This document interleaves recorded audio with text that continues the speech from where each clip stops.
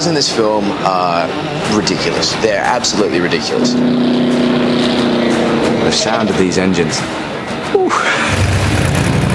It's like an aircraft kicking into life. I mean, the noise, the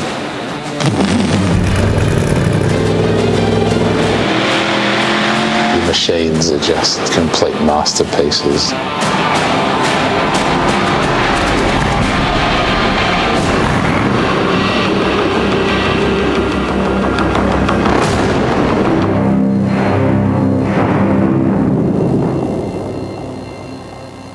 Mad Max was always about cars.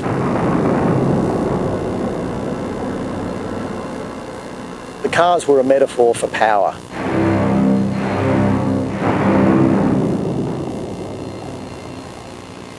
And the one thing that George was very keen on and understood, I think, is that in a world where there's next to nothing, what little there is left needs to be loved. Just because it's the wasteland, it doesn't mean that people can't make beautiful things. Based on the story and the characters in the story, I was able to feed in suggestions as to what particular vehicles, like the 59 Cadillac body or the 32 Deuce Coupe for Nux's vehicle.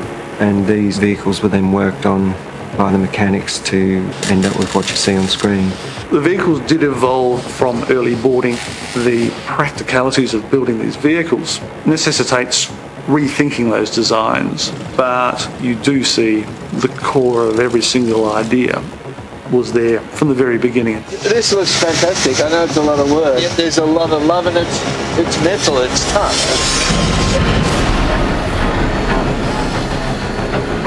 All the vehicles were real. So when you see a vehicle that's got a V12 motor in it, it's got a V12 motor in it. They were full working, enormous off-road monsters.